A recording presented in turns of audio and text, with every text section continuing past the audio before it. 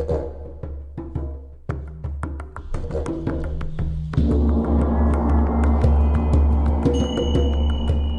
everyone, welcome to Expansion Cast.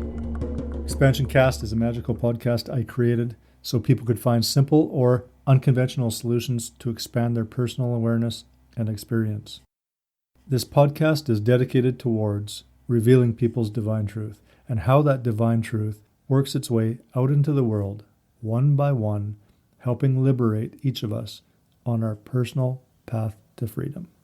If you love this podcast, please give us a rating and share.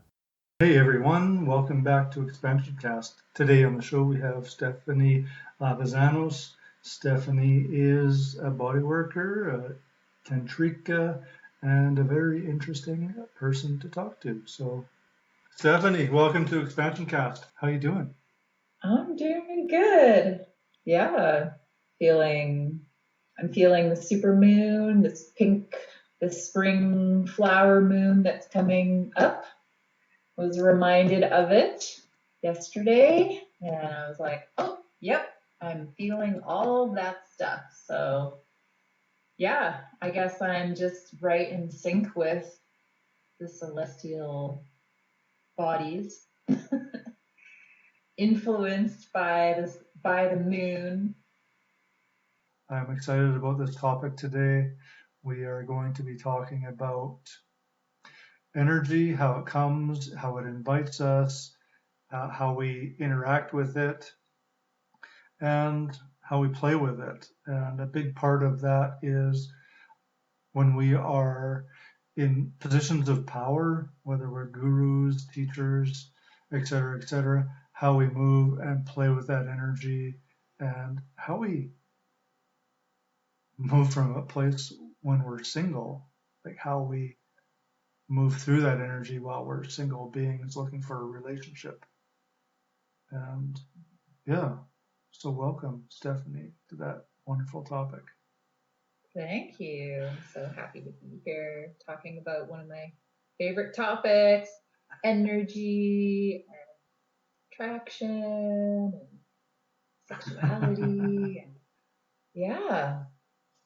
Thanks for having me. Yeah, you're welcome. So I find it interesting that, like in a place of coaching, and most of the coaching I do is with women. When I first started out, I had a difficult time because I was dating, identifying whether this person was coming into my life for coaching or this person was coming into my life for maybe lessons, maybe this person was coming into my life for a partnership. It was really difficult to ascertain the truth of that meeting, and I'm pretty good at it now. But having said that, I believe I still have females that come into my life that I know are here because I'm a coach. They might perceive it the opposite way, and they still want to pursue a relationship, but then think I'm disempowering them because I'm in coaching mode.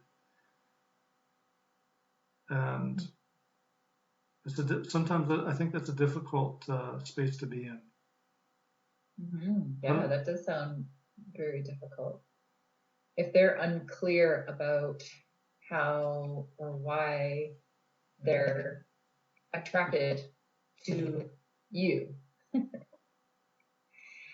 So you must work with helping women become clear on what they're feeling, what they need. Well, typically I try to help them see beyond their illusions. So, right. And that can be triggering. So how's it working for you? Well, I mean, as a professional holistic health practitioner and medical intuitive and tantra instructor, I just assume everybody who comes into my life through, wanting to work with me is like, I just put them in the professional box pretty much right away. And I use, my skills as a healer and sex and relationship coaching to, if someone comes to me professionally, then they just automatically go in that box. So I don't necessarily have an issue with it, but things come up while I'm working with that person. Attractions come up. And then, that's always interesting to deal with too. Yeah, so you don't find that people come to you in other ways that they may think they're approaching you for a relationship, but in truth, what they're actually arriving for is your assistance or your coaching? That also happens when I talk to people that I'm just meeting for the first time and having conversation with them, just open, honest conversation. First, I guess like I'm able to go to a depth of openness, transparency, and honesty with people maybe more quickly. And so I end up learning a lot about people in the first little while. They end up sharing things with me that they may not share with everybody that they meet first off. And then things come to the surface like, oh, you've got this piece, I've got this piece. Oh, okay, now I see how these pieces can come together. I've got information that you need. So sometimes that does end up happening just with, random people that I meet. It's always interesting, right? Because you can only ever really just be in the moment with a person and have the conversation that you're having and see where it goes and allow the moment to dictate where you're going in your interaction, especially if you meet casually, if you're meeting at a farmer's market or, at a party or at a gathering or something like that. Yeah. What about on a date app? Have you ever been on a date with somebody who then became a client? Actually, I did go on a date with somebody that I met online, and they drove all the way to Salmon Arm from, I think, Kelowna. And we went out to a pub, and we had dinner, and we chatted, and then I kind of quickly identified a few things that person could benefit from. And so I was like, when we finished dinner, I was like, hey, come outside and I'm just going to do this little thing with you. It was like a Qigong grounding exercise and just something that I knew was really going to help this person. Yeah. So I just did some on the spot, energy work with them and taught them things. So that happens. That happens spontaneously. How was it received? Very graciously, and he was, I think he was really appreciative that I saw that and that he needed that. And I think maybe there was an understanding that that's really all it was about, because we didn't have another date after that. But we were able to exchange something, as two human beings. We were able to, just have an exchange. And I like to think that every exchange that I have with someone is adding value to their life, no matter what it is about or what it is for. So right. I was satisfied with that. Beautiful. Tell me about Stephanie. Tell you about me. Well, professionally, I call myself a holistic health practitioner and a certified medical intuitive. But I've also been using a new description word, and that is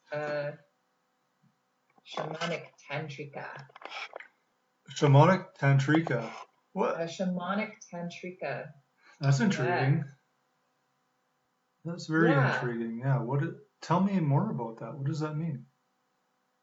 Well, shamanism and shamanic healing is something that I've been trained in, and one of the methods that I use for healing, but it sort of symbolizes this very sort of earthy healing path that I've been on. The Taoist Tantra comes from the Taoist shamans. So those are the ancient Taoist shamans who um, developed their healing arts through observing nature and paying attention to nature and in being in tune with energy of nature, and then applying that also to their health, mind, body, and spiritual health. So that is a lineage that I'm very deeply connected to, as well as the path of shamanic healing and journeying, which uses journeying and connecting with power animals and working with energy in shamanic ways. But also, I'm a big proponent of right now I'm promoting a program that I'm starting for women called a 21-day Wild Woman Activation Challenge. So a lot of the stuff that I do with women revolves around helping them to understand their feminine powers. And feminine powers and feminine embodiment is sort of like, it's more down low in the body. It's all the aspects of us that is really connected and grounded to the earth. So there's this really earthy nature, embodied sort of aspect of what I'm educating people about and helping them to connect to, like their instincts and their feelings and their sexuality and all these, their intuition, their emotions, and helping them be present with those kinds of things, and using those kinds of things to improve their health and their well-being and their relationships. So yeah, it's earthy. It's like some people have this tantric sort of like, oh, so sexy and all about pleasure, and it's got this ultra sexy sheen and veneer to it. Whereas I have this more like nature connection, earthy in the body kind of approach, grounded approach. So yeah, just learning more about what my style is. So yeah, that makes sense. So how did you become a shamanistic practitioner?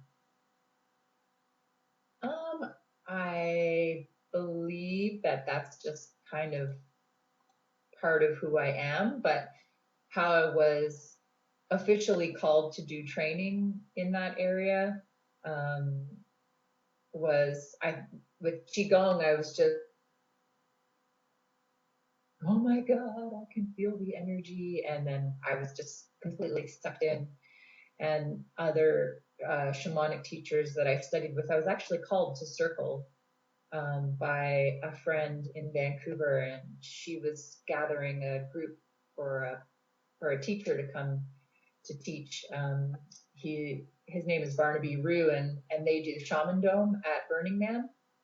So it's the biggest shamanic camp at Burning Man, and she was inviting him from New York City. He's a professor at NYU, and I guess she was just thinking about all the people who would be good to have in this course. And we ended up being together for 2 years, and I was one of the people that she called to the course. So she kind of like handpicked the people in the course and invited them. And I happened to be one of those people, so I feel, pretty fortunate to have gone on that journey. Mm-hmm. Yeah. So do you have like X-ray vision now? Well, the thing is, like, that was always a reality for me, like I, I, as a medical intuitive, and I'm so sensing and feeling and intuitive and empathic that and I see things quite easily. I have visions quite easily. You know, I've had people in my past ask me if I did a lot of acid, but no, I'm just naturally that way, and you know, I don't need to do ayahuasca. I'm just naturally that way. So naturally, I'm going to seek out the things that, you know, help me to use my abilities. You know, and I didn't pray for it. I remember once when I was in Ontario visiting the Petroglyph Provincial Park.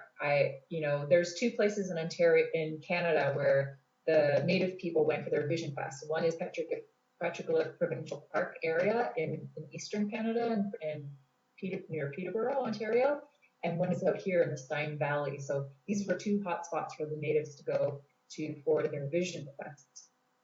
And I've been to both places, and when I went to the one in Ontario, I just like something went off inside of me, and it was like, bring tobacco, bring cedar, bring an offering, make a prayer. And I was just like, I just knew that's what I needed to do, even though I'm not a native person. And when I got there, I made my prayers and I made my offerings, and everything that I prayed for happened. And one of the prayers was I wanted to help women around their sexuality. Another, and with sexual trauma. Another one was I wanted to help people get their soul back into their body, because I witnessed driving down East Hastings in Vancouver how these people were walking around, but it's like they were kind of like ghosts in the shell. Like their soul wasn't fully in their body. They're like, I could see that, I could feel it inside of them. And so the other prayer was I wanted to help people bring their soul back into their body. And I didn't even know that there was a way to do that. But then I learned about soul retrieval. So that was one of the healing methods used in our shamanic group. So what happens if you go to East Hastings and you help people put their soul back in their body? What happens to them? And have you done it? Well, yeah, soul retrieval was one of the first ways that I really started working with people who have trauma. Mm-hmm. So trauma has this effect of kind of like knocking us out from underneath our feet, or just, you know, like disturbing our root and our connection to the earth, to our body, and then, you know, all the host of issues that come with trauma. So, you know, with trauma, like people can become disembodied or dissociate. So, yeah, helping people come back into their body. But, you know, there's a lot of issues in East Hastings. You know, you have people have severe trauma, and then there's also the addictions, and so I have been working a lot with people who have trauma, not so much in the substance addiction realm, but I have been helping people with things like sexual addictions, like addictions to pornography, even child pornography. I've worked with people who have trauma that led them to child pornography. When you hear their story, you can kind of understand how they got there, you know? Yeah. So do you have any addictions? Do I have any addictions? I'm kind of addicted to exercise.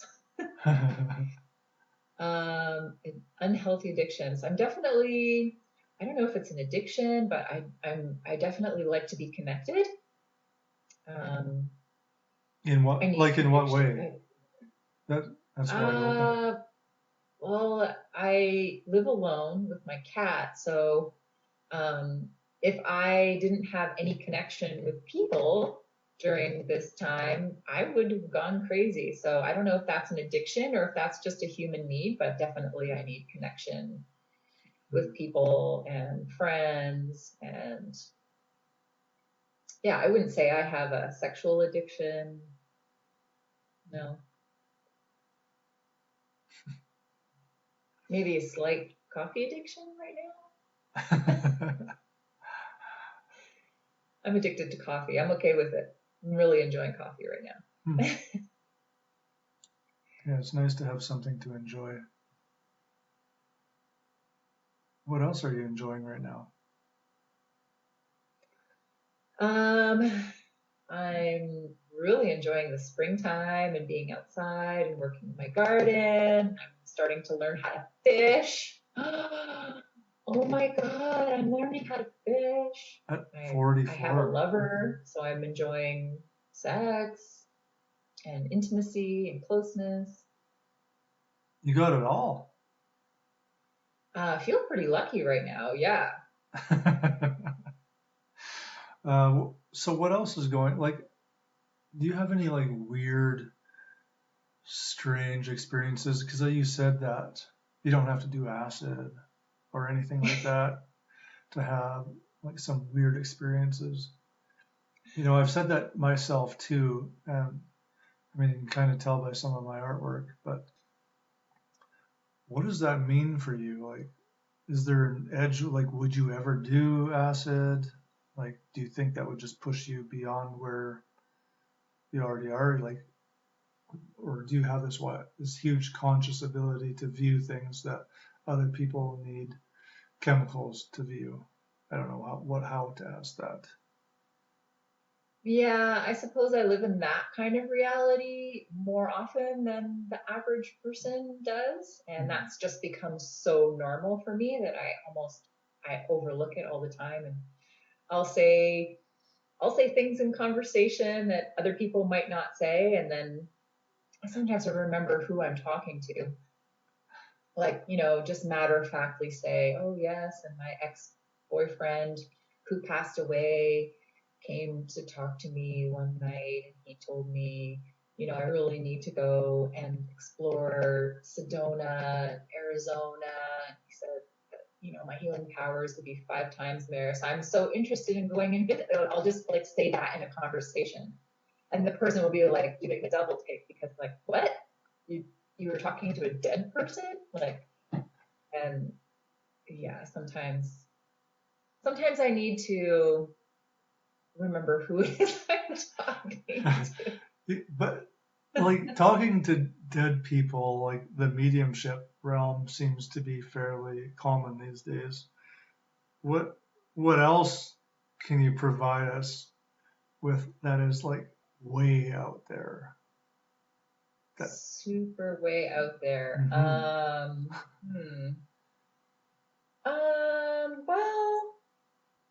Well, journeying. Journeying is really interesting. Journeying with power animals. It's like becoming one with an animal hmm and experiencing a reality as an animal and seeing what that animal does. For example, I've worked a lot with wolf and was able to be part of a wolf family. It's sort of like having this experience of being a wolf and being a part of the pack and hunting with the pack and seeing how they communicated with each other telepathically and seeing how they took down a deer and then seeing how all the different generations of wolves, how they were fed, how the meat was brought back to the den, what was happening in the den. Of course, there was the really old wolves there, and there was the really young pups there, and seeing sort of like adult wolves eat meat and then bring it back to the den and regurgitate it. Just like seeing into realities that you may normally never see into as a human being, but through shamanic journeying, you connect with animals and you connect with the power of the animal and go on these journeys and just kind of see what their life is like. Cool. One of the Like being a bear walking through the forest and all the roots and things that the bear is digging for and what kind of medicinal yumminess they're they're finding, and all the different things that they're eating, and how they use medicine. Mm-hmm. And their senses, like how their senses are being perceived by the spirit or the body. I think it's pretty cool. One animal that's been with me for a bit now has been the snake, and it's been like 2 snakes. It's kind of interesting. And I have a craving, which seems rather strange to me, is that I want to get bit by a snake. And primarily, I want to be bit by a rattlesnake. I have no idea where this craving is coming from or what it means. But yeah, it's just bizarre. What do you think? Well, maybe it's your power. Maybe it's one of your power animals, and you just need to learn more about what that animal has to teach you. If you definitely do want to be bit by the snake. Have you ever done it? Have you ever done a journey with the snake? Like a shamanic journey? Not with a snake, no. Okay. Perhaps something I would be honored to facilitate you with, doing a journey with your animal. Yeah, that'd be fun. Why don't you think I want to get bit by a rattlesnake? Why do I think you want to get bit by a rattlesnake? Why do you think I shouldn't want to be bit by a rattlesnake? Oh, I didn't say that. Oh. Well, I mean, I wouldn't want you to, die. I don't know if that would be the risk. If it was an adult rattlesnake, do you think it would just more be like a paralyzing bite or a warning bite? I don't know enough about the poison in rattlesnakes to really speak on it as an expert, but I think that you could be sort of not like, maybe you don't necessarily want to be physically bit by a snake, but maybe you want to be transformed by the energy or the medicine that the snake has to offer. Because I have worked with, I won't tell you exactly what your medicine is with the snake, but for a while I did work with a rainbow serpent. And the rainbow serpent the serpent energy is very much about Kundalini and about sexual energy.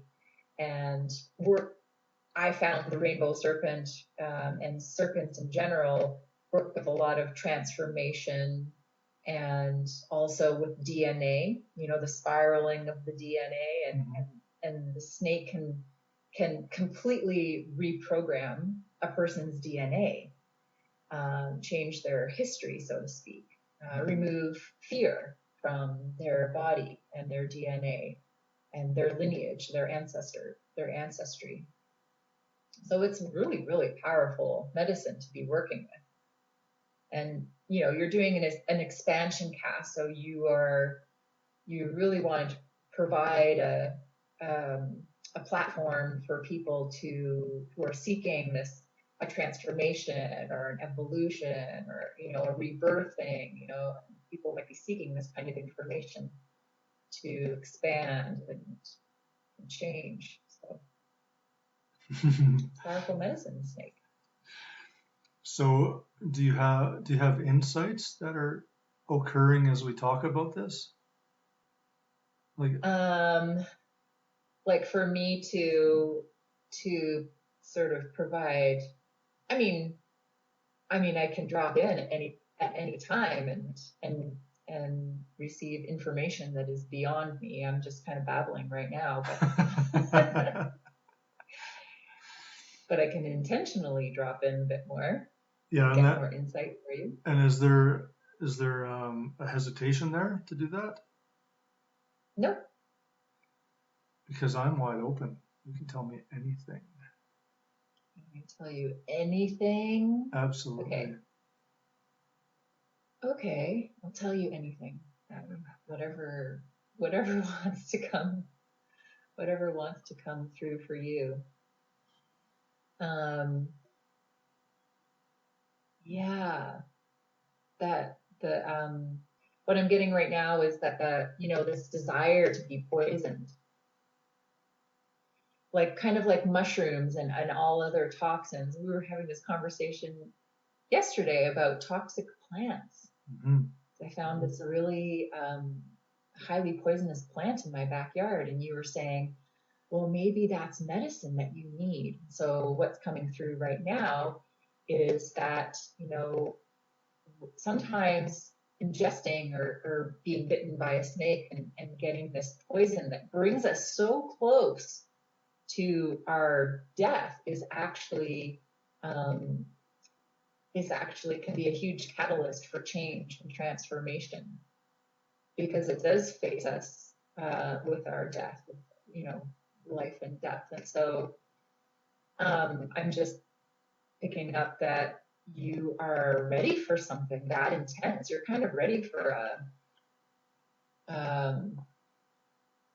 yes, I don't know, just like some kind of intense transformation. Like I'm almost seeing your skin being pulled back and pulled off, like the shedding of a layer of skin, like a snake. That's another part of the transformation of the snake, is this, like, they writhe and they wiggle and move against things, and then they shed this whole layer. Quite often when I'm doing healing work, especially if I'm working with the snake, a person will shed a whole layer of skin, and old stuff, dead stuff will just fall away. So, yeah, are you feeling like there's some old energy that you're ready to just get rid of or leave behind right now? I have no idea.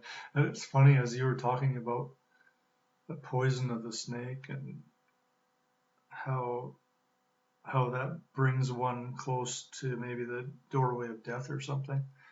I was reminded about yesterday when I was out for a hike. I had a huge tick on my leg, and it actually freaked me out. But yeah, I don't feel like I'm afraid of venomous snake bite. Isn't that bizarre?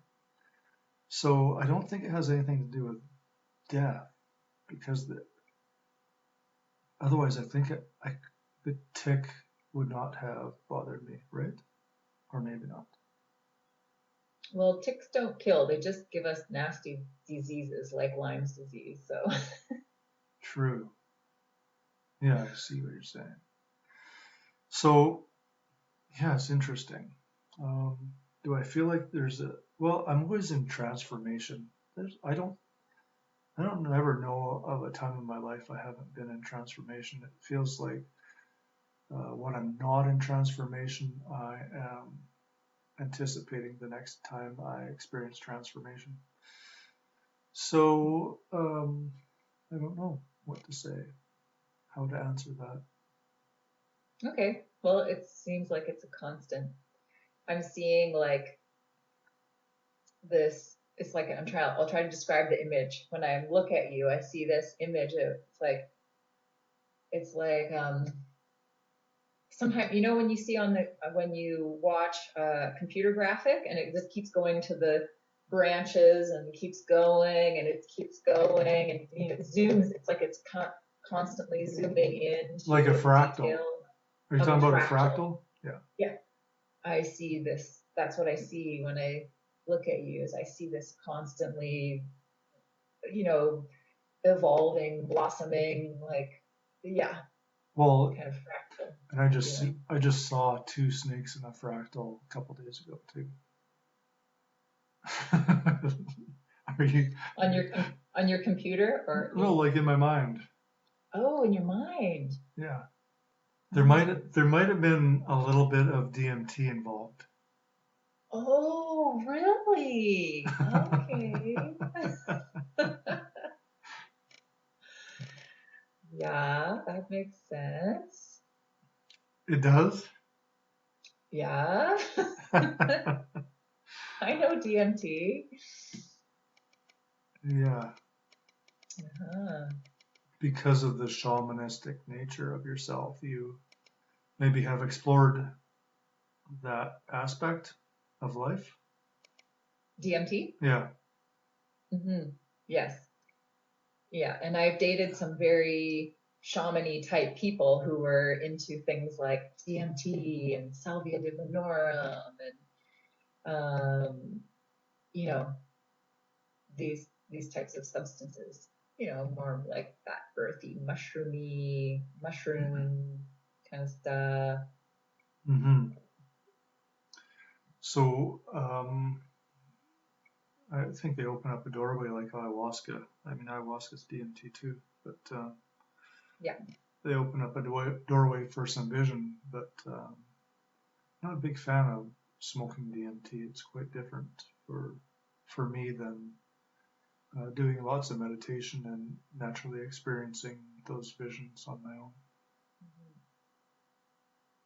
Are you able to go into a state where you can experience the fractals in your mind without assistance, other than maybe meditation or something? I can go pretty much wherever I sort of set my intention on going. As far as like going into vision or communication with other dimensions, I can kind of go where I want to. I don't often want to go into like a fractal vision, so I've never like purposefully gone there, but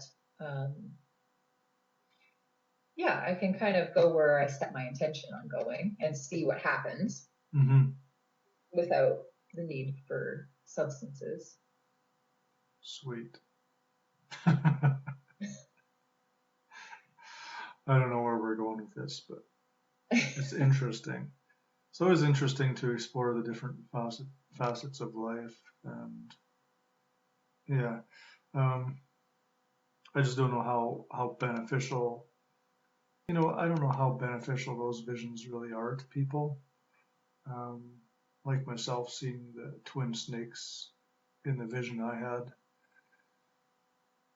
they actually, it was interesting because it was twin snakes in a fractal, green and yellow and white, and then they turned into a luminescent light that was like shining down into my head and basically making it so that I could see the entire room around me with my eyes closed. It's kind of an interesting experience. I'm still processing that vision, but however, saying that, I'm not sure whether having visions like that maybe they're invited but somewhat forced, or in any, they might not be in any way particularly helpful in. Well, it sounds like you opened up your third eye. You know, like the snakes, especially the double snake, the double snake, you know, like rises like Kundalini from the base of the body or the pelvis and can come up and crisscross at each chakra point. And then the place where they come together is at the third eye. And then, yeah, being able to see and kind of like your whole room with your eyes closed. I don't know, it sounds like a signifying of the opening of your third eye where they come to meet. To a different level than previously or something, hey? And yeah. Maybe. Yeah, and if you're meditating a lot and you're focusing on the glands in the center of the head, then you're opening those glands up, the pineal gland, the pituitary gland.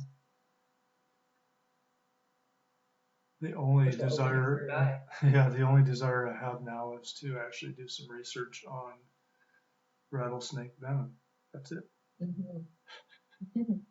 And you're very visual. You're an artist, so yeah, visions can be very creative and inspiring.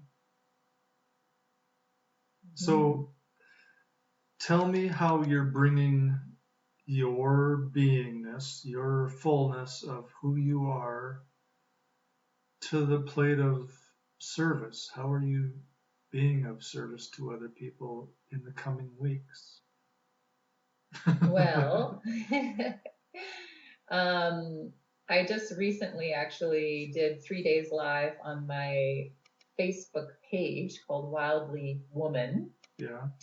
And in the 3 live days, I was really addressing women in particular, but people who feel shut down and stuck and lonely. I've been thinking a lot about how lonely people must be feeling, stuck at home, especially those who are single. I'm single, so I'm at home alone. I have my cat here, my cat is great company, but yeah, I kept coming back over and over and over to sort of help people who felt lonely. So I made I'd had these 3 live days, and I was helping people with their loneliness and how to kind of get through a period where they may not be experiencing as much connection as they need because they may feel cut off from their family or their friends. So that's where I was really drawn to help people. And then I decided also to kind of create a 21-day challenge for women who want to feel more wild and free, but also want to feel more connected within the situation that we find ourselves in. So I created the Wild Woman Activation 21-day challenge. So this is to go deeper into what I call the 5 steps of activating the wild woman. So I'm all about helping people to discover what their feminine powers are and how that can help you to get unstuck and to get your energy flowing, to feel like you belong, to feel connected, to help women with, because we all have so much relationship trauma. So I want to help people to learn how to use this time and use maybe lonely feelings they have to really bust through any kind of patterns that they had that prevented them from being supported and being held and being nurtured by their connections, starting with themselves, of course. Mm-hmm. And then being able to receive that connection with and from people around them. And a big part of Wild Woman Activation is also activating, self-love and joy and pleasure, and activating around sexuality, things that I'm known for specializing in helping women to get grounded and connected to nature. So yeah, I have a free Wild Woman Activation 5-step process that is for anybody to download from my Facebook page, which is Wildly Woman, and my website, which is wildlywoman.com. And this Friday, I'm starting to go deeper and to the Wild Woman Activation 21-day challenge. And it's going to be like 21 minutes a day. I'm giving people really fun exercises to go deeper into the 5 steps. So that is how I am choosing to serve. And I feel like it's really important right now to learn skills of connection and cooperation, because I kind of feel like this whole global thing we're experiencing is going to be drawing us into deeper connection with each other. And we need skills to connect with each other. We need skills to receive support, to rely on each other, to be more sustainable. So there's a huge kind of like sustainability bent to what I'm doing as well, connection with the earth. Mm-hmm. And coming back to tribe, really. Coming back to feeling like we belong and that we're part of a tribe and that we can go further together. So that's a bigger part of my big why, is about helping people to really connect to what true sustainability is, which is connection with each other and developing relationships and community and connecting with the earth, our biggest supporter of life, basically. So what do you think the biggest limitation is that is impeding people from embracing community in a healthy way? Relationship trauma. Yeah. Yeah. I mean, you hear about people who try to live in community and they can't do it because people have so many, differences, Hmm. you know, And so, and we can't see beyond all these little tiny personal differences to actually I mean, when people do get together and cooperate, we create amazing things together, don't we? yeah, As human beings, it takes groups of people coming together and doing things together to create. And I feel like we could really work on that through working on ourselves, working out relationship trauma, working on communication, learning how to be with each other, even when we are experiencing our little differences. yeah, do you find that those little differences are subtle things we're doing to maintain an illusion of safety, an illusion of empowerment? Mm-hmm. Yep. So, and then I want to go into maybe being lonely. There might be something happening there that's creating a safety, a version of being safe that's causing us to feel the loneliness. Absolutely. Yeah. Yeah, we all we put a wall or a bubble or some kind of barrier up around us, which keeps us safe, Yeah. and we learn to do that in our life from having negative experiences. But then, if you go through your whole life and don't address that bubble that's around you, you will be blocking yourself from receiving good interactions and good connections and receiving other beneficial things that are trying to come to you, but they can't because you're protecting yourself. So I guess what you're saying is you're saying we need to embrace our wildness and let that wildness expand and push our edges. Yeah, finding our wildness as almost like our authenticity. Mm-hmm. Yeah. Wildness is sort of it's just, you're expressing and saying how you truly feel, being honest, um, not without regard for who you're talking to and being sensitive and all that. It's not just about being an asshole and saying whatever you want, but it's about, yeah, expressing what it is that you really do need and how you really are feeling about things, with tact and also knowing when to say things and when not to say things.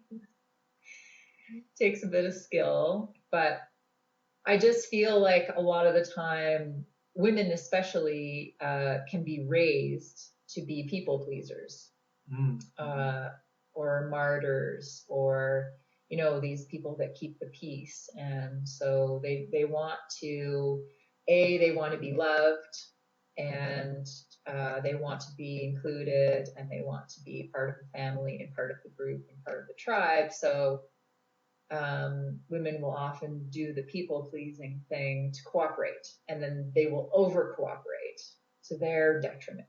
Mm-hmm. And that doesn't serve them, because then they can't be who they really need to be and move forward in a way that they really need to move forward. So, helping women to identify how they're really feeling and what they really need is part of what I help women to do so they can move forward more powerfully. So, okay, why are you marketing to just women and not all genders? Can you hold on one quick sec? My cat, although she does have a bell, brought a bird in the house. Just one quick sec. Awesome. I'm going to release the bird. Hey! Oh my gosh.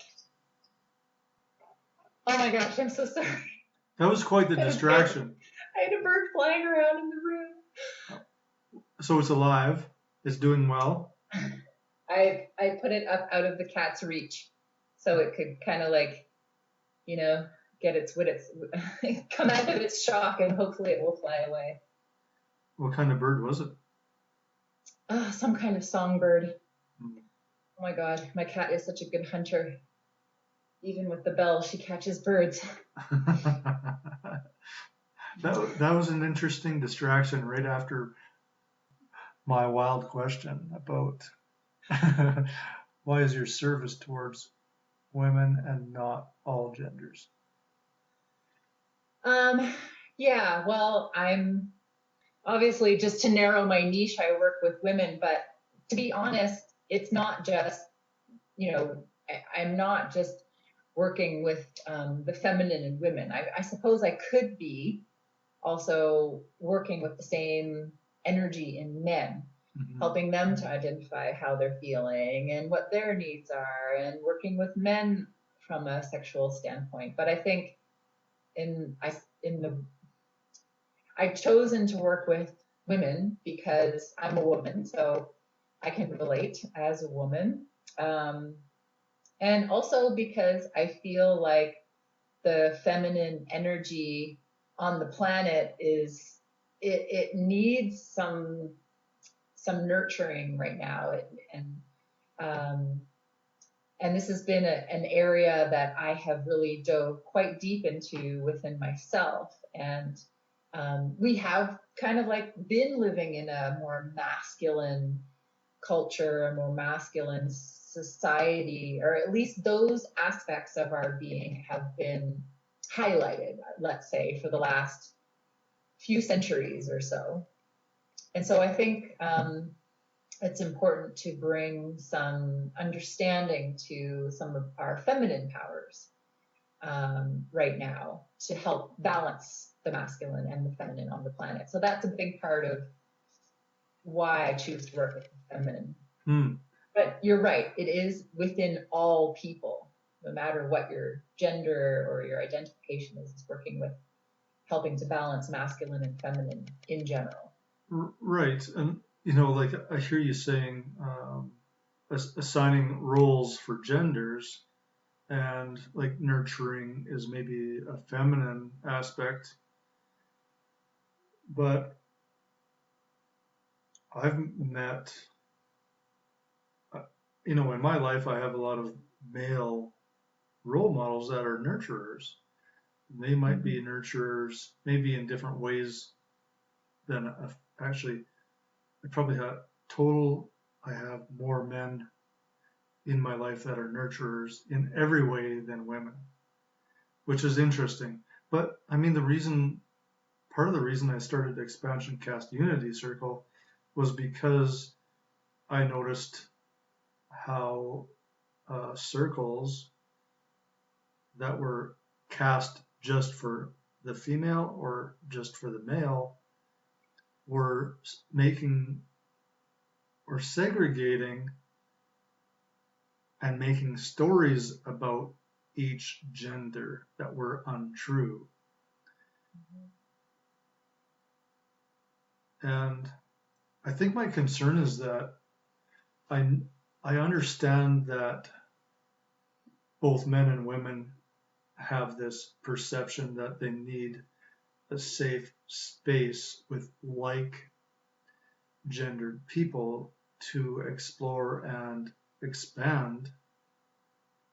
But I believe that need to find that safe place is a limitation, and a limitation that we need to move beyond, because we need to see that we're all one. We're all in this together. And just because our genitals are different, it really doesn't mean that we're different people, that we have different aspirations, desires, passions, roles. I mean, I think we have to see it for what it is. Hmm. Yeah, I definitely believe that we are all one. And I also feel like, depending on where a person is in their evolution, it can be beneficial to see how um, those energies are complementary. So seeing kind of contrast and how we're complementary can also help us get to that vision or that understanding of oneness. Does that make sense? In a way, it does. Um, Yeah. I mean, just knowing yourself, right? Like, for example, when I first started even contemplating what it meant to be a woman, I was like, I was living in Japan. And so a completely different culture from North America. And I noticed that, wow, in Japan, women wear skirts a lot more of the time. They dress more feminine a lot more of the time. And that just made me more aware of how masculine I had been dressing. And it kind of, and, and yeah, Japanese women are, like culturally, they exemplify some of their feminine characteristics more than North American women do. I found, like, when I compared and contrasted the two cultures, it seemed like North American women were trying to be more like men, and in Japan, women were trying to be more like women. So it kind of made me question, oh, what does it mean to be feminine? And then just even questioning how my culture raised me to exemplify my masculine traits more than I just I never thought about that until I saw the contrasts of it. So ultimately, it's coming back to balance of the two, but to understand the differences and the contrasts and the way that those energies complement each other um, has helped me to arrive more at that understanding of oneness, how different energies inside of myself help me to be more balanced, and how it exists, like the feminine energies exist in my partners. okay, so where are we now? We're sort of just kind of like talking in and out of different topics. Yeah, this is probably the strangest podcast I've ever had. I sort of like to let you lead. You're the man. What? It's your podcast, so I'm just following you. You are, and how is that working out? I don't mind it. It's kind of fun. I don't need to have a certain agenda and a certain topic. It's totally okay for me. But I'm following your lead. Nice. So is that the feminine? Yeah. And you choose to be in that role because it's comfortable or because it's respectful or what? Um, I guess maybe it's kind of my default, I suppose. If I'm around somebody who's more alpha, like I can be around women. If a woman decides she wants to be really alpha around me, I'm just like, go ahead if you want to be the alpha. Just, I don't need to fight you for that position. You can be the alpha male. Whether I actually listen to what you say or follow you is another story. We all have our own relationship with authority and control. Mm. But there is a big part of my feminine that likes to um, let the masculine lead, and I like, even in the bedroom, I like a little bit of, I like control. I like like someone who's really direct and knows what they want and goes for it. And, like, I can see your face, but nobody can hear it. That's funny. you know what I'm talking about. I think so. It's all different for me. I I think because I am more of an explorer that I don't know if I have some people are very direction oriented where the masculine comes out and they know exactly what they want, how they want it, when they want it, blah blah blah blah blah.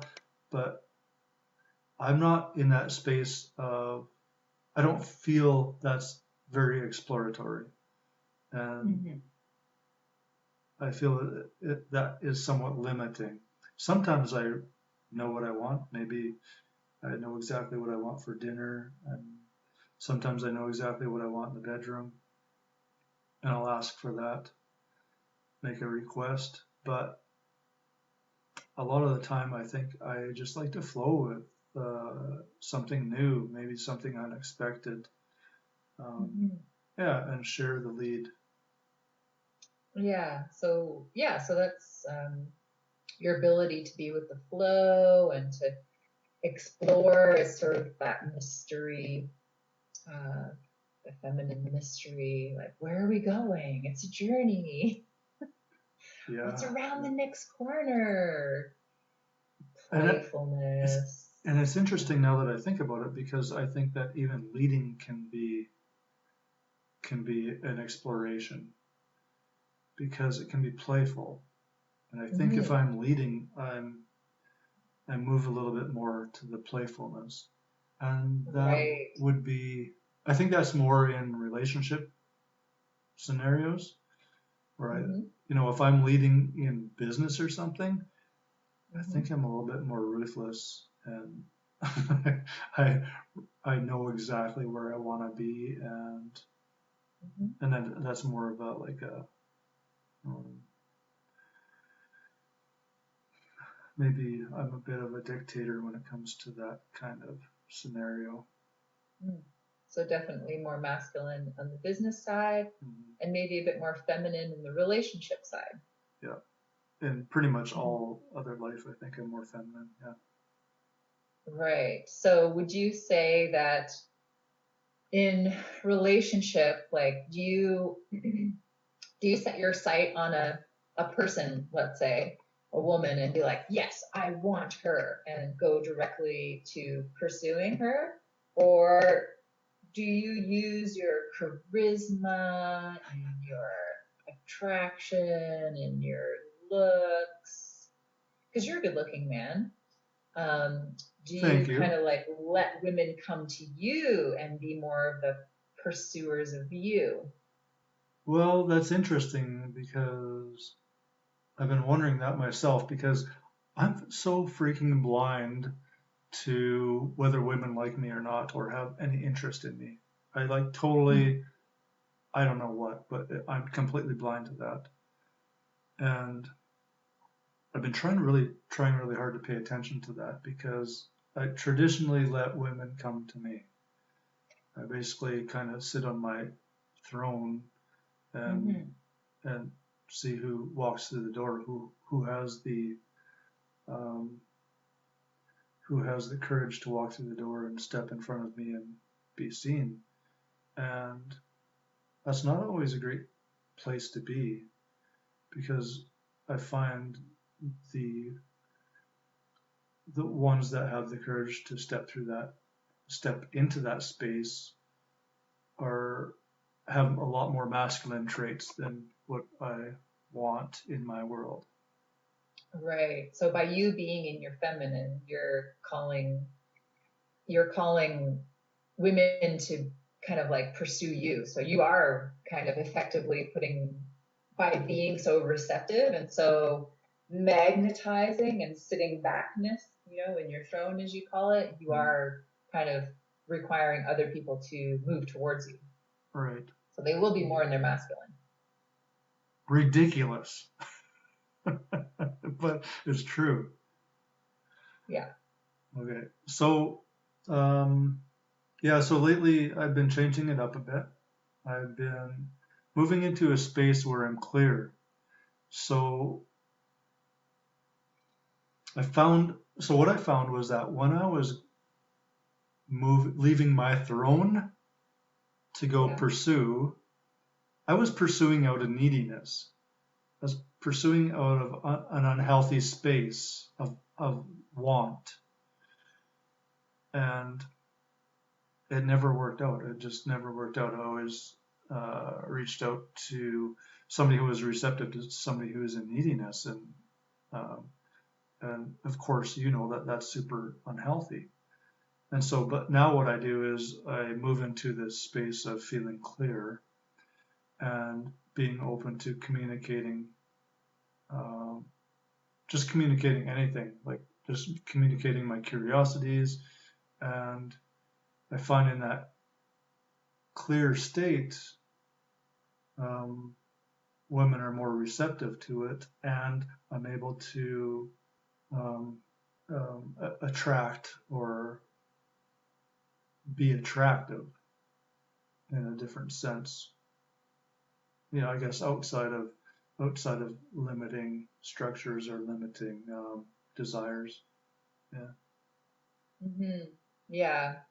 Yeah. The neediness is definitely not an attractive quality, and we can kind of pick up on it, because it comes from a place of lack.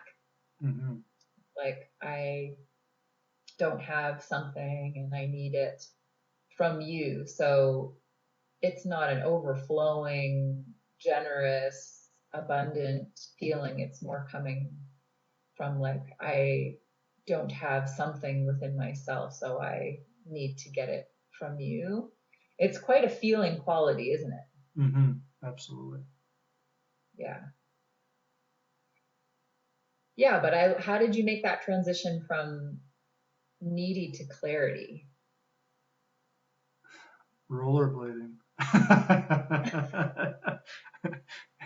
it was it was a strange night because I've been wondering why I keep attracting um, people that have maybe some limiting characteristics. I don't want to say anything bad about people because we're all in different stages, but definitely not everybody's meant for each other. And I was attracting. I went out rollerblading one night, and I'm rollerblading around, and there's this one really attractive woman, and so I tried to talk to her, but I knew I just felt this maybe because she was so attractive, it was um, that it was fulfilling some need of mine. I, I can't say need as in an authentic need, but an unhealthy need to be there. Maybe there was some empowerment happening by having this attractive woman be attracted to me or something unhealthy. But every time I approached an attractive woman in that setting, it like just fell apart and the energy was all fucked up. But anyway, rollerblading that night, I did try talking to one woman, and it just didn't work out. And then I thought, well, what am I doing? Like, why? What's going on? So I got really quiet with myself, doing some laps, and started to let go of the neediness that I noticed was there, the neediness to be seen and accepted by somebody beautiful.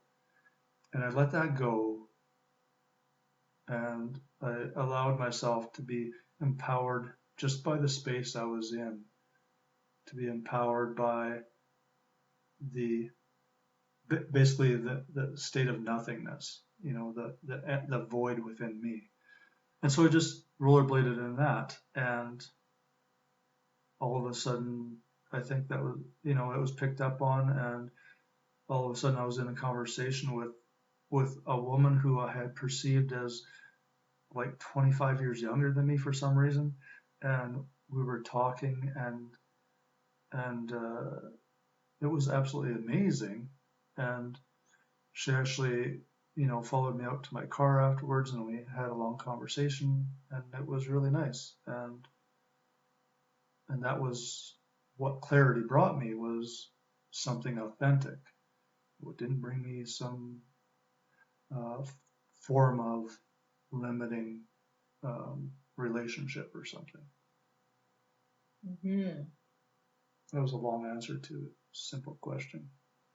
Yeah, but kind of just was a very masterful example of how you completely flipped that around in one story, in one example. You decided to be with yourself, and even if that was like this void, I mean, I can kind of relate because I know I was attracting a lot of needy people and also feeling needy when I was afraid of being alone. I went through uh, probably quite a few years where I was afraid that if I was alone, that meant that, nobody loved me and I wasn't worthy. So I was afraid of that state of aloneness. And so I can identify it. It wasn't until I actually got into that being aloneness and then realizing, oh, hey, I'm actually okay here. Mm-hmm. I'm okay. I was afraid of, it's like the fear of, the only thing there is to fear is fear itself. I was afraid of what it meant to be alone. Maybe it meant that I wasn't worthy of being loved, that I would be alone forever. So, but it wasn't until I got into that aloneness and switched from feeling lonely to being like, oh yeah, I'm okay here. I'm fine. I'm actually okay by myself. And that's when I met somebody. Yeah, and started a relationship. The funny thing is that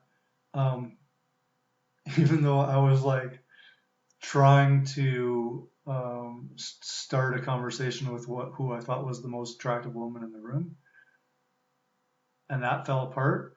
The woman that came into my presence when I was in my clear state was actually turned out to be the most gorgeous woman in the room. Just so bizarre. Wow. And you didn't notice her before?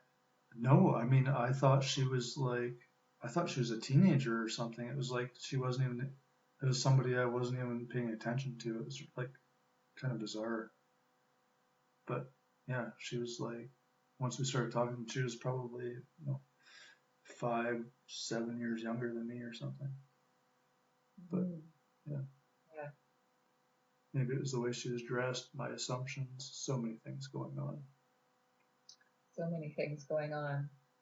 And I used to ask myself, like, oh my God, why am I attracting these needy people into my life? And it was just to show me what that energy feels like, like to show me how I was being. I don't think there's any mistakes. The universe kind of shows you a mirror reflection of what you're putting out there. Yeah. So I was attracting all these needy people in my work. And I was like really repulsed by the energy. So part of the repulsion around this needy feeling also got me to look at that feeling that I have of being needy within myself and to actually kind of give it a little bit more compassion and give it a bit more love. Because if we're repulsed by something, we're pushing it away, we can't integrate it into our being. So I found that through a state of acceptance of that and loving that and being like, okay, there's this part of me that feels really needy, like that I was able to kind of integrate it and heal it a bit more. So it's kind of, like it's often when we have these feelings that come up, we do want to push them away or reject them. That's not really going to help us either. But recognizing them, acknowledging them, and accepting them in a way, but then, like what you did, you returned to this kind of like more neutral space and you found this a presence within yourself. Being present with yourself, I think, is, well, I did a loneliness meditation on my live stream on my Wildly Woman Facebook page. We did a loneliness busting meditation, and it's a really powerful meditation because it makes you become present really with yourself. It kind of sounds like that's what you did too. Yeah, absolutely. I became present with myself and I accepted the loneliness. I accepted that there's an aspect of me that might feel that, and I was just okay with it. And I didn't judge it. It's there, and that's probably our innate programming to find a partner. I mean, it's part of our species. Yeah. It's much like when we feel fear. I mean, are we pulled to the ground and frozen, or do we just open our senses and walk through? Mm-hmm. This life is a beautiful place to be. Yeah, I think this is useful information. So very useful information. I heard a quote today, and that was, I don't know if it's pertinent, but feels like it. And it says, "A privilege of a lifetime is to be who you are." And that was Joseph Campbell. And I think as long as we're in this space of neediness, we're never who we are. We're always looking outside for somebody else to fulfill or, make us approve. Yeah. We're looking for approval from the outside. It's important to be able to get that approval from within. Otherwise, you're constantly going to be seeking it from the outside. Yeah. I had that sense yesterday. I'm feeling this full flower moon that's coming on the 7th of May. And I read all about the full flower moon, and I was bang on feeling all these emotions. And one of them was about belonging. There's a deep, I would say there's I've had a trauma around belonging.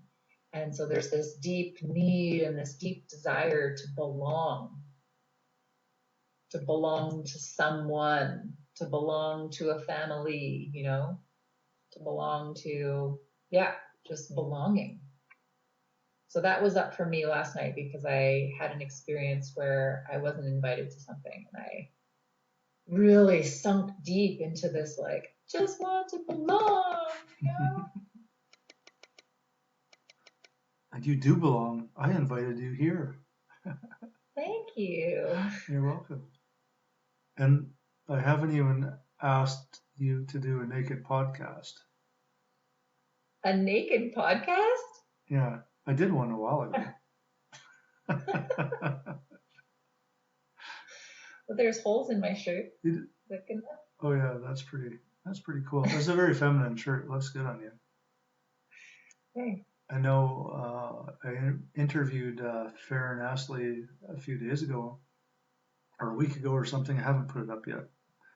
Anyway, so she usually wears I don't know what kind of clothing you call it, festival clothing. I don't know what you'd call that. And for me, it's really earthy clothing and stuff. Yeah. And to me, that feels very masculine for some reason. And she came on the podcast wearing this beautiful flowered shirt, and I had never seen her in such a feminine shirt. I was like, wow, who is this? It's all of a sudden it just brought out all her feminine features. It was amazing. Mm-hmm. And so it's just amazing the little things we can do to change how we're perceived or how we're seen. Mm-hmm. I wonder what the holes in your shirt are telling me, or what they want to tell me. Yeah, because you started talking about naked podcasts, so I'm kind of wondering.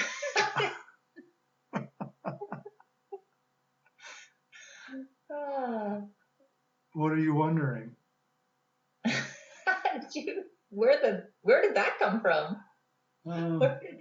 I don't know.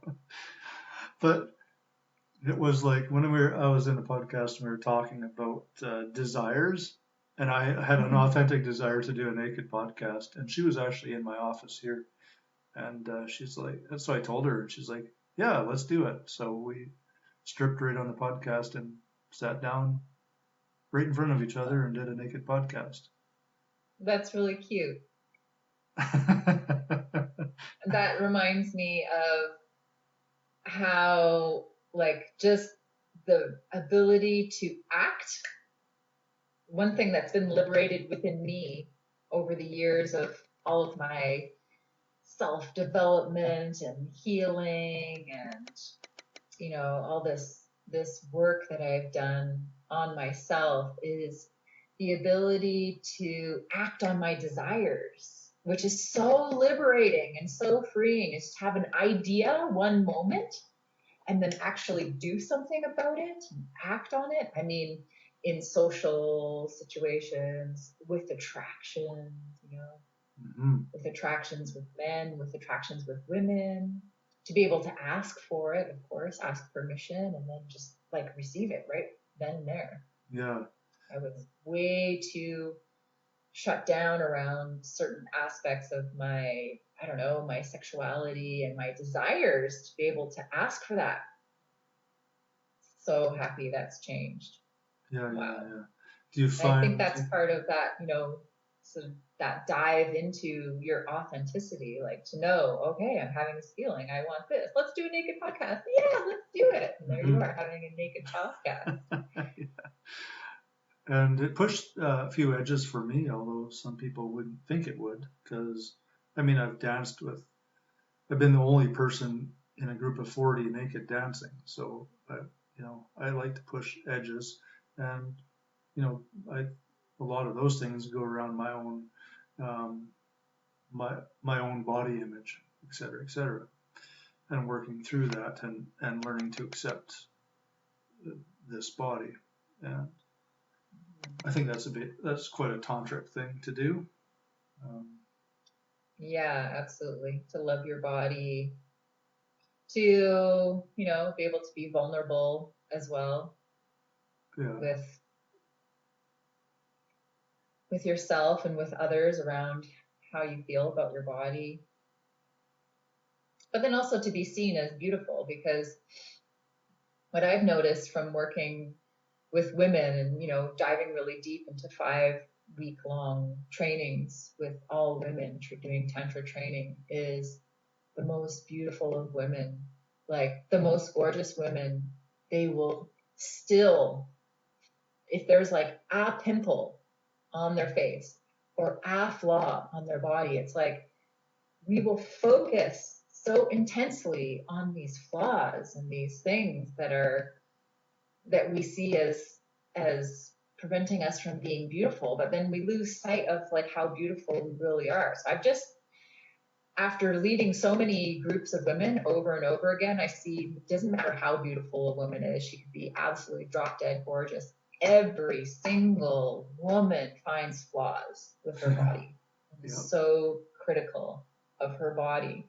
Mm-hmm. And yeah, so learning to love those aspects of ourselves, or just even to recognize or be seen, to be seen by other women saying, yeah, this is something that I have trouble accepting about myself. And then just being in a group of women, we're all accepting or looking at different parts of ourselves. It really brings you back to this kind of humble place where you're like, wow, she's gorgeous, and she is having trouble with, like the shape of her nose. She's amazingly gorgeous. So kind of, I don't know, being in that environment helps you to sort of see that we all are beautiful. We should focus on our beauty more. Yeah, as you are saying all that, you're making me feel more like a woman. But I think I don't know if everybody does it. I think there's this is a human thing, but I mean, if we now narrow our focus to one little part of one little aspect of our being, yeah, we just start to pick it apart and see its limited nature because it is limited. It's just a tiny little aspect. And then when we back up and look at the whole beautiful picture, we no longer see those little things and we start to see this orgasmic, radiant being flowing in the universe and being in love with everything. Mm-hmm. Yeah.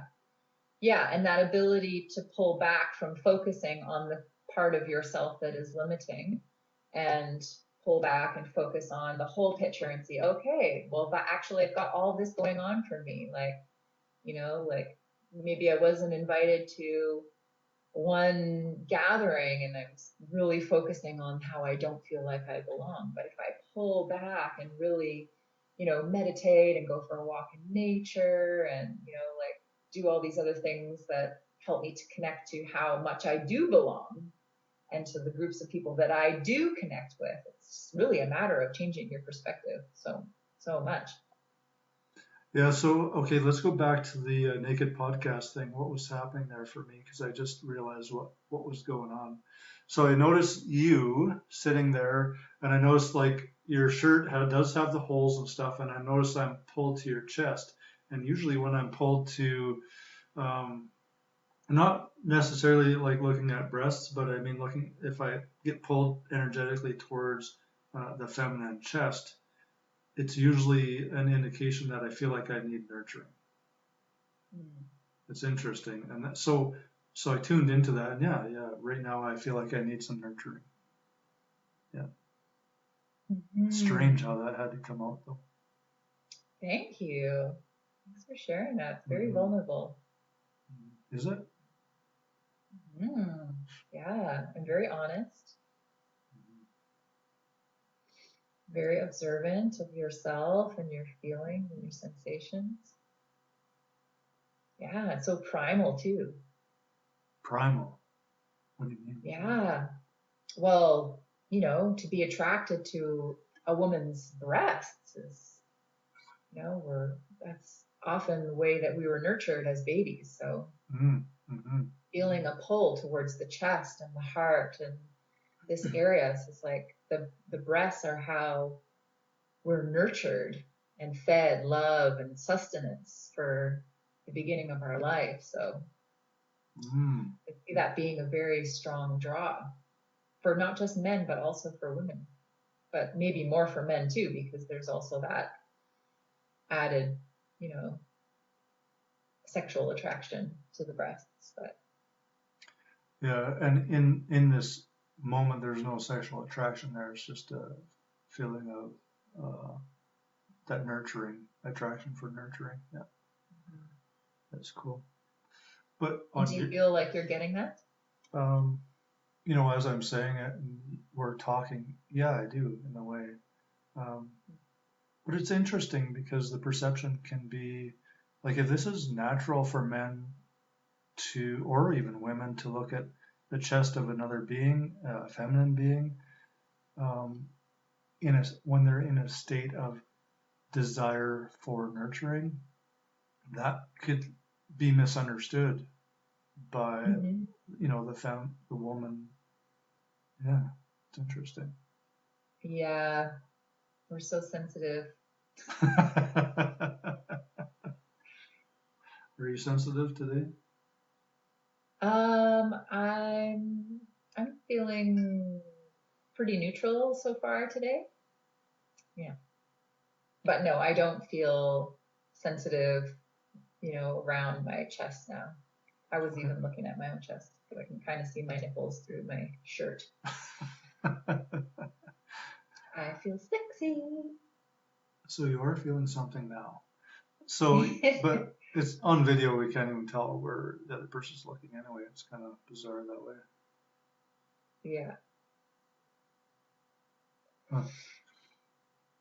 Yeah. Well, I had smaller breasts growing up, but they still got some attention. But I definitely noticed my girlfriends getting more attention who had bigger breasts, and then when I was Wonder Woman that one time at Halloween, wow, I put on a bra and stuffed the bra, and holy, did I ever notice everybody staring at my chest, like 80% more than usual. And I was like, whoa, so this is what it's like to have big breasts. And it was kind of distracting actually, because like instead of like looking at my face, people were staring at my boobs and my chest more. And I'm like, wow, Mm-hmm. to be a woman who had to go through her life with big breasts and just people are just constantly staring at your breasts, that must do something to you. Yeah.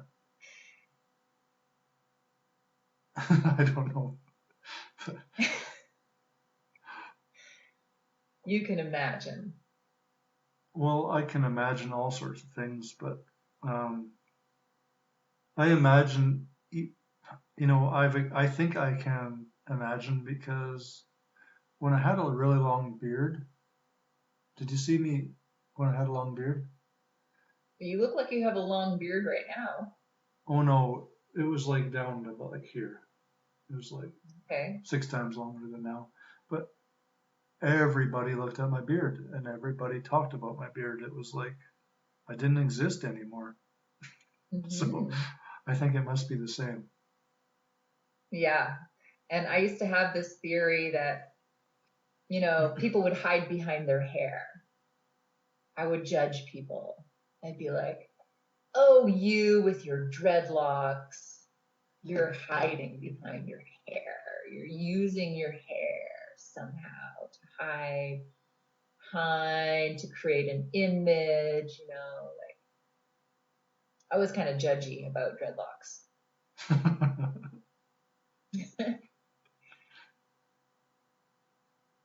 Is there more to the story?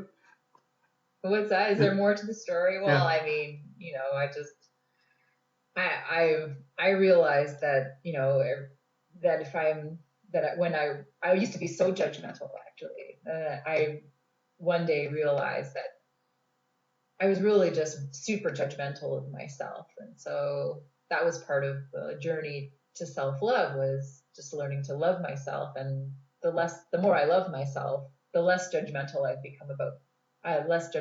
have become of people. And, my current friends, even just having a conversation with one of my good friends, a couple of weeks ago, she said, one of the things I noticed about you is you don't seem judgmental at all. You're so open and accepting of people, and you don't seem to judge people for things. And like, yeah, well, I used to. Mm-hmm. I hear you because I was the same way. Yeah. And people say the same thing to me now, and they're saying how do you get to where you are? How do you get so open? Yeah.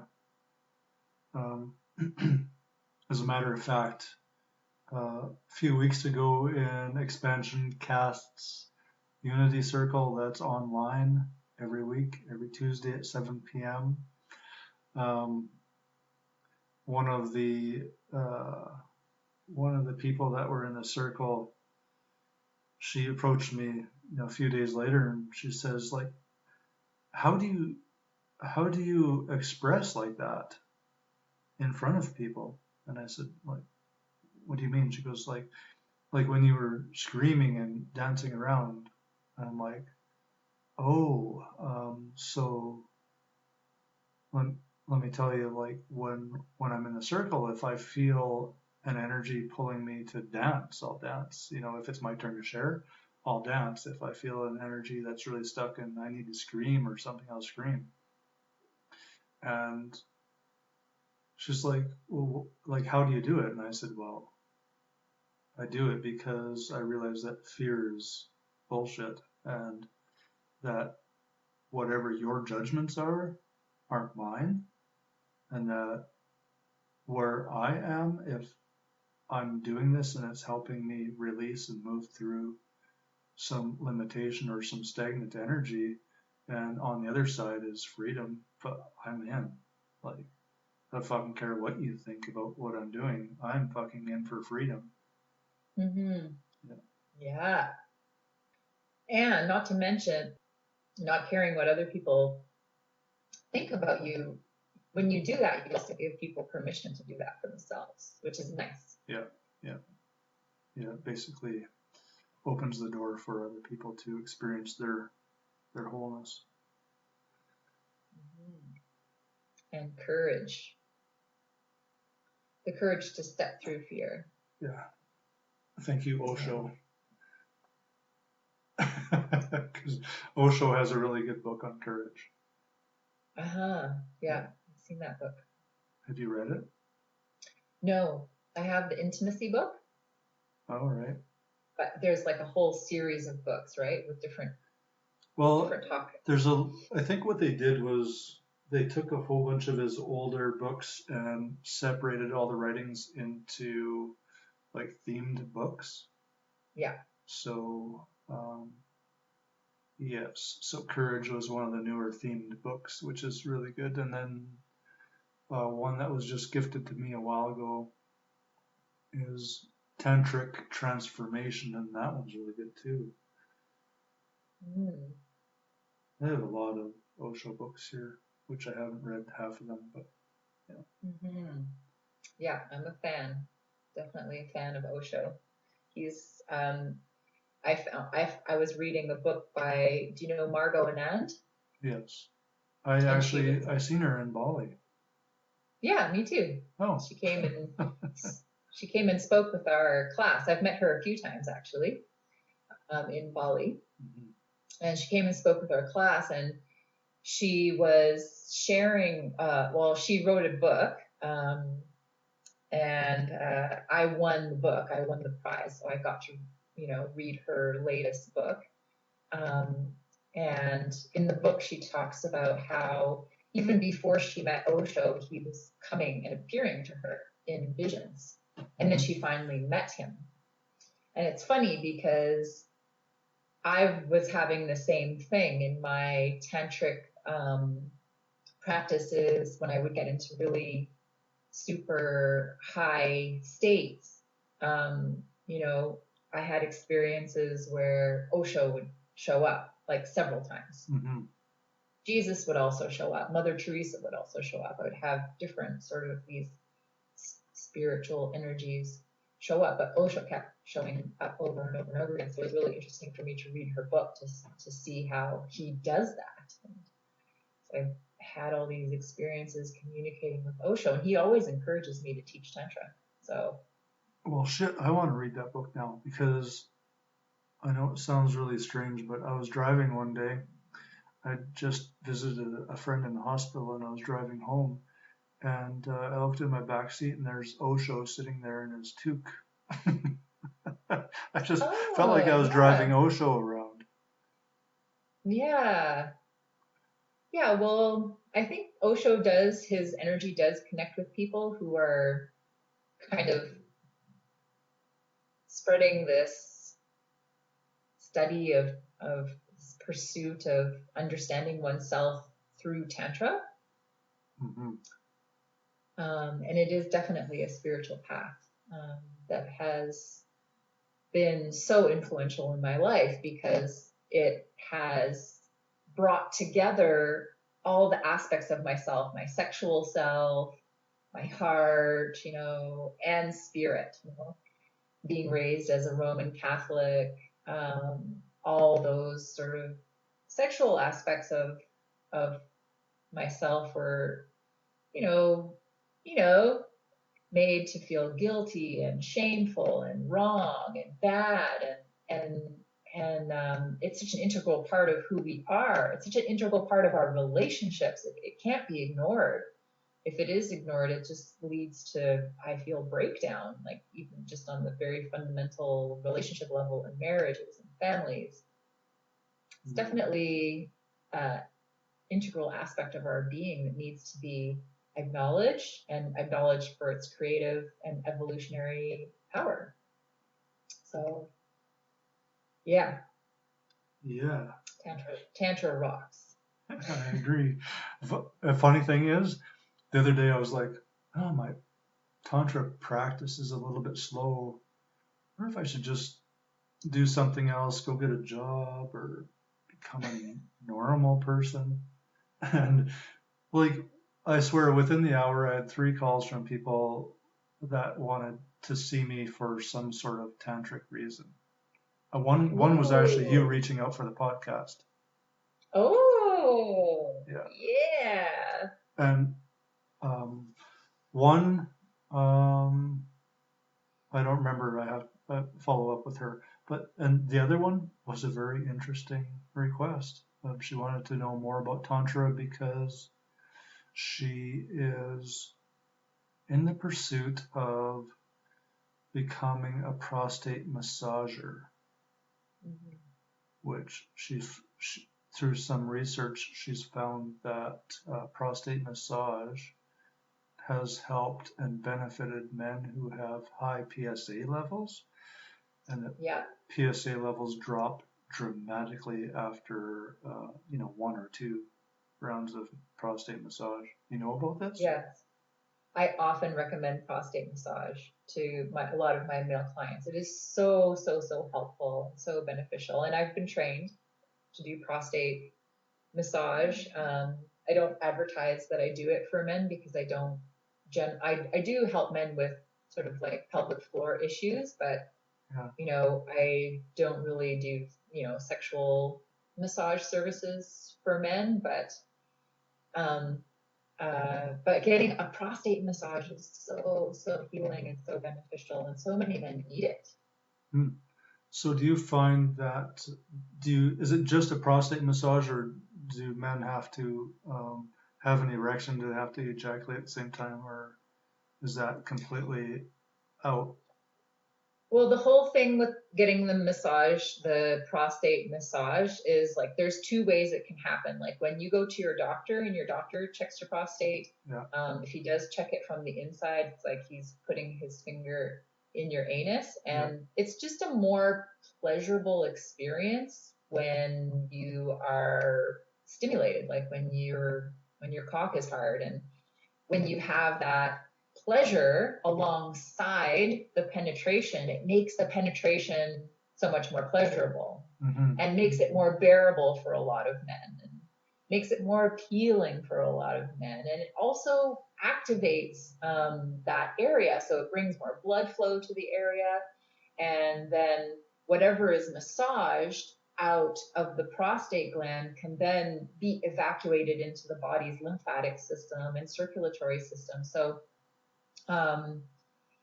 So yeah, being sort of like having a kind of a sexual massage all around the genital area and the lower abdomen and the pelvic floor, like there's good ways to do it for it to really be beneficial, and I think it should be a health practice. Yeah. Actually. So I really do you believe that I think there's so much shame around it that men do not do it or request for it to be done.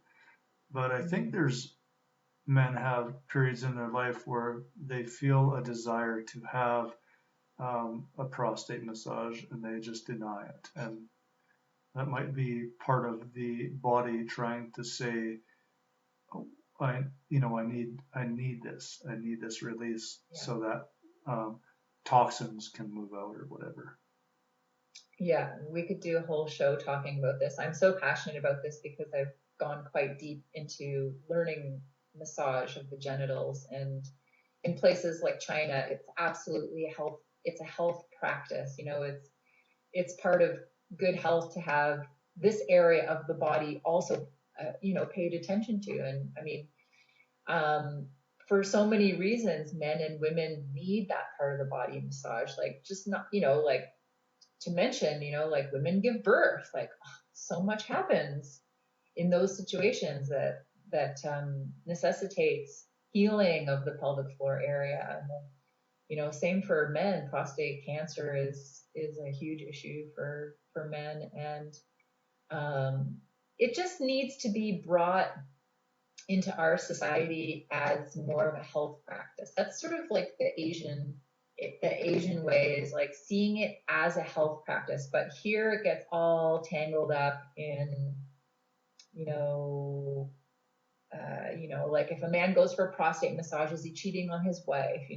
So like in the past, I have done prostate massages for men who have really serious issues like prostate cancer and things like that. And I will usually work with people if their situation is dire. But I always, it has to be like an open, honest thing. It has to be like, I'm not going to give you a prostate massage unless it's okay with your partner, and you're doing it for health reasons. You're not coming to me because you want to get off, but like, that's just me. I want to be super transparent. There will be other therapists out there who will not require that their male clients get their partner's permission. But like, I'm not here to screw with people's relationships. So I like that's that. why I require that transparency and that honesty. Good to know. So, this sounds like another podcast altogether. It's an interesting topic for sure. Huh. So where are we? Yeah. So, I'd love to just invite your listeners to check out the Facebook Live that I put up last week. I just want to mention that again because we did kind of come and talk about neediness and loneliness, and I went quite deep for 3 days into that, and we're getting into topics of sexuality and tantra. And my third day of live was getting into helping men and women. It's practice. I did a practice for men and women to activate their sexuality through Qigong Taoist practices, help them to ground into the earth and get some activation and healing around their sexuality. And so that's just there. It's there for anybody, and I'd like to invite your listeners to take me up on or take advantage of getting the Wild Woman Activation 5-step process. That's also a free gift. It's on Wildly Woman Facebook page or my Wildly Woman website. And if you like that information and you want to go deeper into it, we're starting a 21-day challenge. It's going to be really fun on May 8th. Sweet. So there's the invitation to join us on a Wild Woman Activation Challenge, especially if you're feeling stuck, shut down, and lonely, to feel more wild and free and connected, because we're going to be doing a private Facebook group for all of us to be connecting. So this is for women. Sounds awesome. I'm going to have a beautiful day after this wonderful conversation.